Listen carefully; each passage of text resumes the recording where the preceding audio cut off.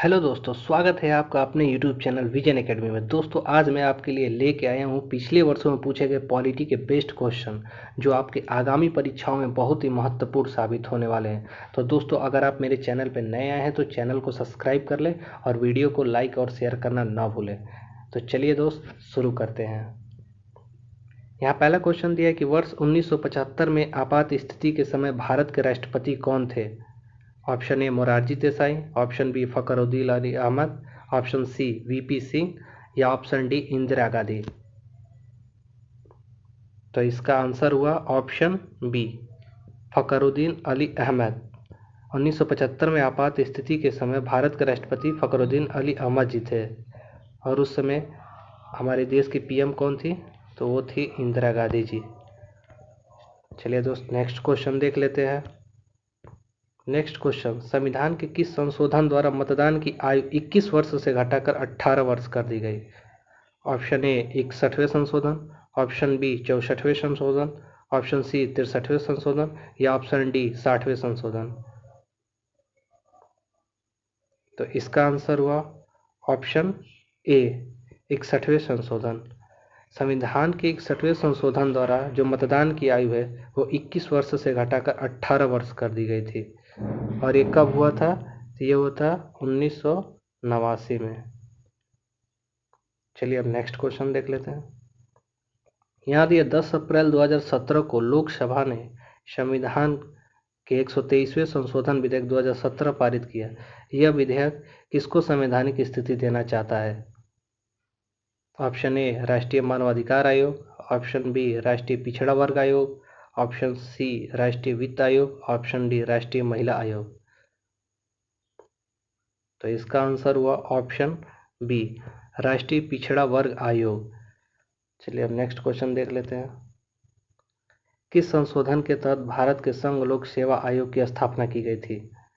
Option A अनुच्छेद 315, option B अनुच्छेद 250, option C अनुच्छेद 300 या ऑप्शन डी 52। तो इसका आंसर हुआ ऑप्शन ए अनुच्छेद 315 के तहत भारत के संघ लोक सेवा आयोग की स्थापना की गई थी, जिसको हम लोग कहते हैं UPSC, union public service commission. और ये अनुच्छेद 315 से और 323 तक आर्टिकल में इसका वर्णन है। और ये कौन से भाग में है? तो ये भाग 14 में दिया हुआ है। चलिए दोस्तों, अब नेक्स्ट क्वेश्चन देख लेते हैं। चुनाव आयोग किस अनुच्छेद के अंतर्गत स्थापित किया गया है? अनुच्छेद 355, अनुच्छेद 256, अनुच्छेद 324 या अनुच्छेद 320। चलिए इसका आंसर करिए।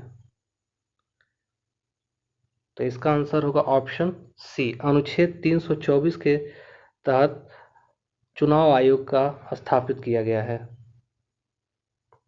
चलिए अब नेक्स्ट क्वेश्चन देख लेते हैं। भारत की पहली महिला राज्यपाल कौन थी? Kamala Nehru, option B madam Bhikaji Cama, option C Sarojini Naidu या ऑप्शन डी विजय लक्ष्मी पंडित। तो इसका आंसर हुआ ऑप्शन सी सरोजिनी नायडू। सरोजिनी नायडू जी भारत की पहली महिला राज्यपाल थी, और वो किस स्टेट की राज्यपाल थी? तो वो थी यूपी, उत्तर प्रदेश। चलिए अब नेक्स्ट क्वेश्चन देख लेते हैं। भारतीय संविधान के अनुच्छेद 343 किसके बारे में है? लोकसभा के सीटों की संख्या के, राज्यसभा की सीटों की संख्या के, कार्यालयी भाषा हिंदी के रूप में, या कश्मीर को विशेष दर्जा।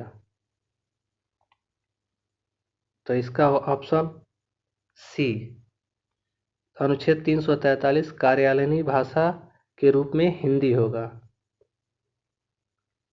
चलिए दोस्तों, अब नेक्स्ट क्वेश्चन देख लेते हैं। संविधान द्वारा राष्ट्रगान को कब अपनाया गया था? 24 मई 1949, 24 नवंबर 1949, 24 जनवरी 1950 या 24 जून 1950। तो इसका आंसर होगा ऑप्शन सी 24 जनवरी 1950 को राष्ट्रगान को अपनाया गया था। और ये पहली बार कब गाया गया था? तो 27 दिसंबर 1911 में इसको गाया गया था। और इसको लिखा किसने है राष्ट्रगान को? तो रविन्द्रनाथ टैगोर जी। चलिए दोस्तों नेक्स्ट क्वेश्चन देख लेते हैं। राष्ट्रपति भवन किस सन में बनाया गया था? 1852, 1912, 1947 या 1986? तो इसका आंसर होगा ऑप्शन बी, राष्ट्रपति भवन 1912 में बनाया गया था। और इसके वास्तुकार कौन थे? तो एडविन लुटियन जी थे।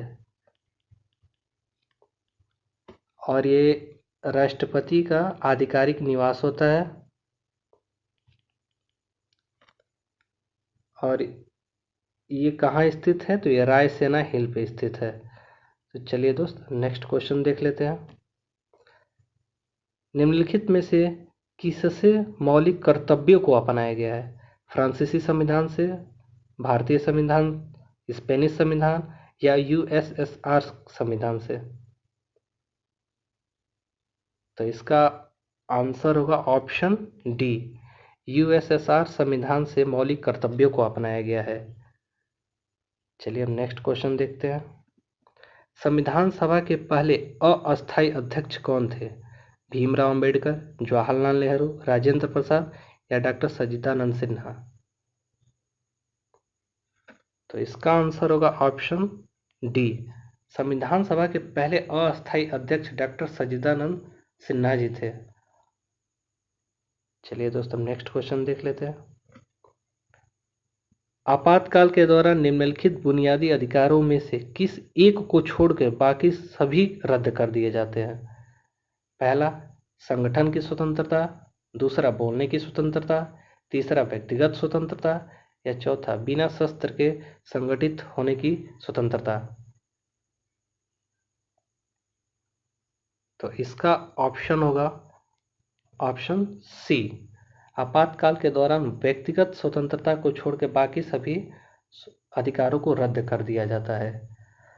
और व्यक्तिगत स्वतंत्रता अनुच्छेद 21 के अंतर्गत आता है, जो कभी भी आपातकाल के दौरान निलंबित नहीं होता है।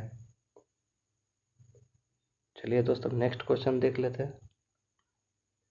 कौन से बिल को राज्यसभा में पारित नहीं किया जा सकता है?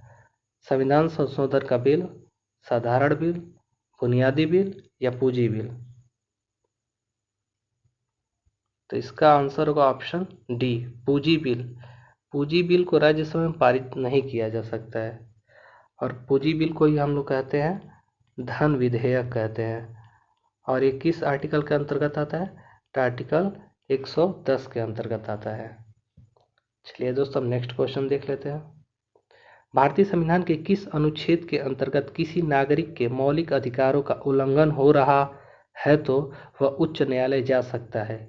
अनुच्छेद 36, अनुच्छेद 226, अनुच्छेद 254 या अनुच्छेद 256? तो इसका आंसर होगा ऑप्शन बी, अनुच्छेद 226। भारतीय संविधान के अनुच्छेद 226 के अंतर्गत अगर किसी नागरिक के मौलिक अधिकारों का उल्लंघन हो रहा है तो वह उच्च न्यायालय जा सकता है।